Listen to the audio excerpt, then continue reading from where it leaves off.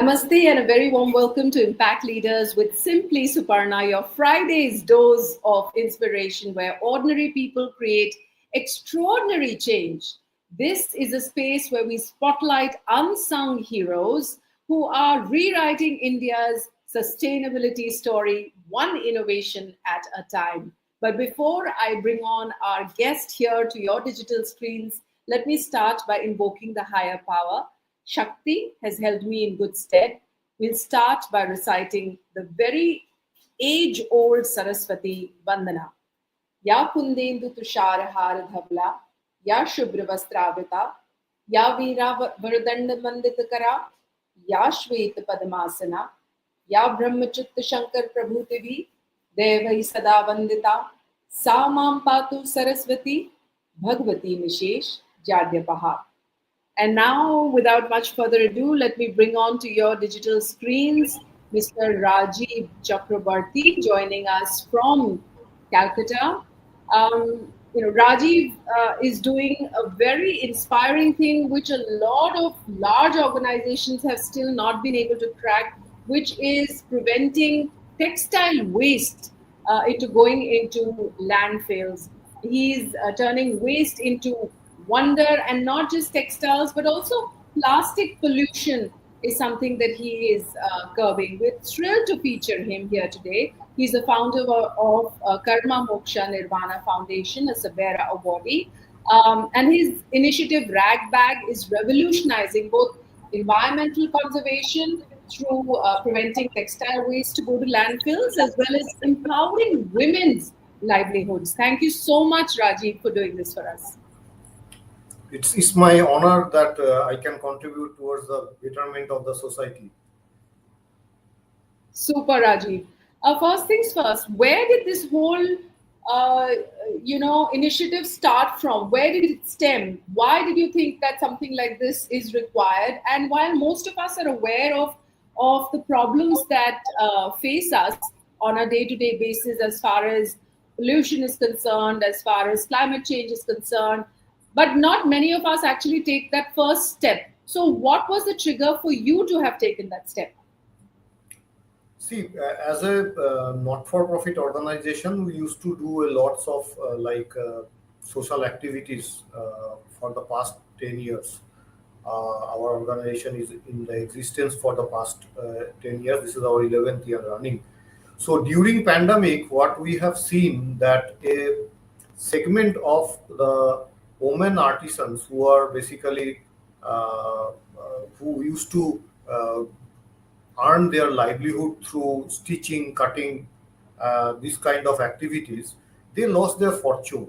And in some of the families, they were the only bread earner. And they used to basically feed their family. They used to provide the education to their children. So they were absolutely at stuck during this pandemic. So because people are not interacting, they lost their opportunities. So Sure. during that time, it came into our mind that how can we create some kind of livelihood opportunity for these ladies. So and we are mm, as an urban goer, we can see that how much textile waste is getting generated due to our flashy lifestyle. We tend to purchase new clothes for at least 4 to 5 times in a year during all the festivals. We used to, or any kind of wedding in the family or whatever. So after few usage, those text, products become a burden for the family. How to keep it, or what to do, how to dispose it of in a proper manner. So thinking about that, then it came into our mind that if we can do something which basically transform this kind of waste or the stagnant, uh, keeping a storeroom for those kind of clothes which we are not using after few usage. uh, we started thinking that how to convert it into a positive thing. generating livelihood for these ladies, as well as it can be a style statement for the ladies also. So by the ladies, for the ladies, when we started R&D, then after few changes, we got some kind of inputs from some of the greatest input givers from the industry, fashion industry, apparel industry. So they guided us what to do, what not to do, and then this RagBag entire basically initiative came into life. So, how does the name RagBag feature? Because we've all heard of rag dolls. And how did you actually zero in on RagBag? Actually, you can see that the rag pickers of our society, they are very often they are neglected. They are basically we don't see them as a good citizen of our society in due to our psychological I can Mindsets. say that mindsets. So but they are doing a very important work of our society.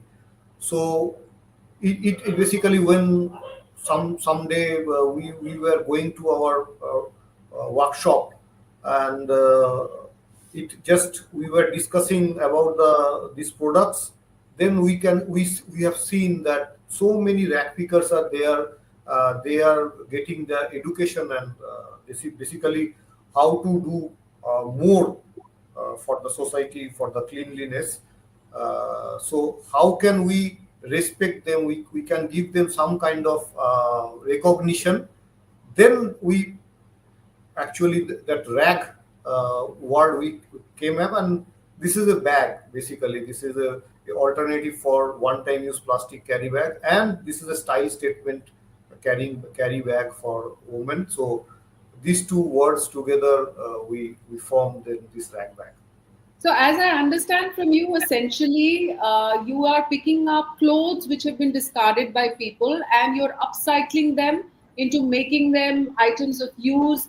And one of them is that of a carry bag, and creating that with aplomb and with design and style. Not like you told me, there are NIF professors who are helping you design this, right?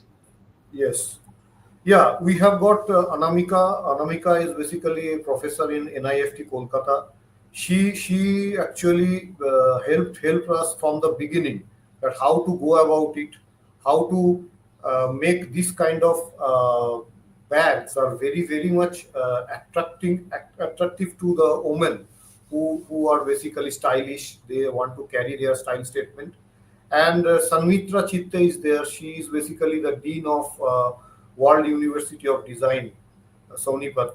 So her students are also interacting with us. She is also giving us the input regarding the style, how to use different kind of textiles, and what is the style pattern we can use, and basically Wow. Now we're getting new. really intrigued. Why don't you show us a few samples of what RagBag is all about? Yeah, I will show you. But also, while you're taking out the product, Yeah. each product would be probably unique, right? This is not something like a mass scale production that can happen. Yeah, you can simply see that this Wow. is one of the rag bags. Now I will show you the other rag bag, and it cannot be same because of the simple fact that we don't have the control over the raw materials. Correct. Because the denim you are wearing, I will be wearing different kind of textile altogether.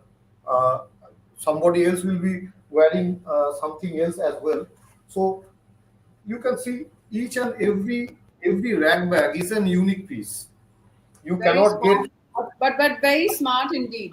Now, this brings me to the next question also. How do you maintain a quality check as far as this is concerned? First, of course, the discarded material, then, in terms of disinfecting it or cleaning it, Yes. and then maintaining a quality.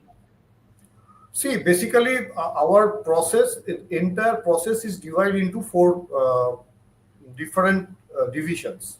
First, we just sort out the raw materials collected. Raw materials means the textile waste, and people tend to give all kind of textile waste to us. Though we are giving the guideline what is acceptable, what is not, but people are tend to give all kind of textile waste to us.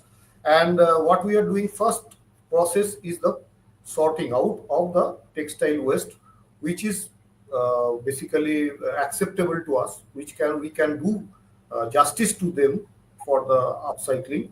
So that is the first process. The second process is washing and cleaning, and this entire process we are maintaining as basically manual process. We are not using any kind of mechanical or electrical intervention in the entire process.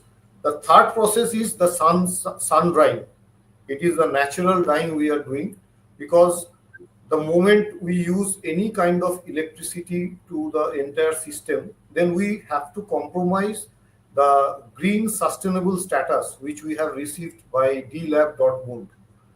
So Wow. purposefully we are keeping the entire process a manual one, because we already received the international recognition for this, that it is a entirely green sustainable product. And the final process is basically the cutting and stitching and giving it to the shape you have seen the products. Now our lead production is Lovely. She is basically a Guinness Book of World Record holder for manufacturing biggest rag bag in the world. So she is a certified trainer as well. So she is always training these ladies how to minimize the textile waste further.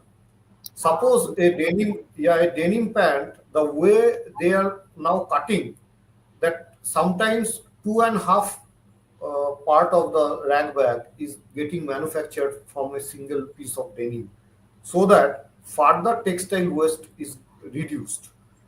And whatever we could not consume, then we are giving it to the Bunj for their consumption. Super. It's almost like you've completely plugged all kind of leakages and holes. And the Yes. best part is whatever is left, you also hand over to Boonj. I think that's incredible. You were also Yeah. mentioning that you've started creating hoodies, warm Yes. hoodies, cotton hoodies. So how did this innovation, is this part of the whole design process with the professors and designers? How did this innovation come about? Yeah, basically, I can show one of the hoodies like this. See, these all are the patchworks, and this is basically again to utilize the textile waste further. We are generating after doing the rag bag. So we Wow. were under the process of thinking that how can we utilize those kind of cut pieces Hmm. into some good causes. So Right. then we started. We have got the team right now. Now with God's grace, we have got so many hands together. So they started thinking. We have got Dr. Shudipto. He is basically textile engineer. He was also thinking. Payal is also there. She was also giving us the input that what could be done to further utilize those piece of textile waste further. And we are a part of that women exporter program by Indian SME forum. So Mhm. there we came to know that there is a biggest market ready for to accept this kind of products in Europe. So Europe, that Ah, if you think about the climate, that it is a windy climate, so most of the part in the northern side. So basically, how to cater that? Then a few round of you can say discussions, and in these that processes we went through, and this finally we designed this kind of hoodies, which is basically attractive for the Gen Z and good for the climatic situation of Europe and US. Rajiv, what I understand from you, RagBag is an extremely manual intensive, labor intensive, Yeah, products that are created out of textile waste. yeah. But still, you managed to reach 10 states. I'm sure it's no mean feat. How did you manage to do that? Basically, I am part of several universities or incubators. Now I am getting calls from different exhibition like the organization who are organizing those exhibitions. They want us to showcase our product over there. Right. So we are getting invitations every week, every month that you come and showcase your product. Now, by the time we have reached to 12 states now, Wow. and Super. we have reached to almost 15,000 households in these 12 states. And the recent edition is Jharkhand. Recently, the government they asked us to just showcase our product. Dr. Sudipto went there to showcase our product. So basically, we got some kind of traction from the corporate house as well. We got some kind of hand holding from them just to uh, do the impact to the society. And with this kind of livelihood generation and this carbon neutral processes, and then we are preventing this textile waste going for the landfill. So, and we got different kind of invitations and platform, ready platform for us to just go and showcase. And these Super. corporates are basically helping us to distribute these rag bags to the needy people, as Super. well as to create the awareness. We're also flashing your website address in case anybody wants to reach out to you, in case they want to purchase from you, in case they'd like to collaborate with you, some corporate, offer some funding, or just for the learning exchange program. Because I'm sure something Yes, that you're doing in Calcutta, in West Bengal, can be replicated in other parts of the world, and it can be absolutely. catalyzing a lot of this textile waste going into the landfills. You've also created something like we were discussing earlier. My visit to Shanti Niketan is, my Yes, jewel from there are those bed covers that I got, which were patchwork. One would imagine yeah, that that itself is also textile upcycling. But what you yes. tell me and what I've understood from you is they use brand new clothes for that. And whereas for this, you've been using upcycling raw material. Is that correct? See, the artisans are all same. Like I can show you, this is the cushion covers. Okay, the artisans from whom you have purchased those products, the artisans are same because it is a family tradition. They are doing it for like 50 years or 60 years as a family tradition. So we are engaging those artisans. Just we have trained them and make them understand that this kind of textile waste, they are also generating very huge number of textile waste while doing the other products. So we have just basically channelizing their artisan, the products into our this ecosystem, that you don't waste this kind of clothes as well. And we are also providing them the raw materials for this patchworks, and they are doing the katha stitch, that is basically they are known for in the entire world. So the katha stitch for the patchwork, we are providing them the used clothes, and basically 90% of these we are providing them is the sari, the silk sari, the different kind of cotton saris. Because of this vibrant color, different designing altogether, this is a very colorful product. Women do like it, so it Which is brings me to wide. my next question. Do you also offer some amount of design sensibility to the artisans because they've been doing this for Yes, many years? So, in terms of yes, what color palette will go with what, and how you've got to, also cut from a large piece of fabric so that there is minimal amount of waste. yes. And for that, actually, we have roped in. We have got the hand holding from different kind of like textile professors from NIFT, deans from good design institutes. We have got some of the professors from IIMs as well, who are basically in the capacity of ESG and other stuffs they are going for. So we got all kind of hand holding with this knowledgeable human capital. So we are Super. utilizing that. Super. One would imagine that it's a simple thing, but there is so much that goes behind it, from designing to sourcing raw material to actually creating a beautiful product that, kind of attracts the eye for one to purchase that. See, Rajiv, yeah, I just want to here add one more thing that see 42 artisans are working with us. Okay, but you can't imagine that around 225 the total hands we have in the entire ecosystem is 225 livelihoods. So you can simply say because somebody is supplying the thread, somebody is supplying the needle, somebody is supplying the other you can say accessories, which correct, basically requires for the rack bag to be much more attractive. So correct. it's not that the artisans are getting benefited, there are other livelihoods are getting generated out of this entire Stakeholders. process. Yes. Super. I think it's a brilliant project, and normally all projects that are brilliant actually, it takes that simple idea, but to actually execute it to such perfection is what is required. Rajiv, as we wrap up our interaction, of course, I thank you on behalf of our country for doing what you are.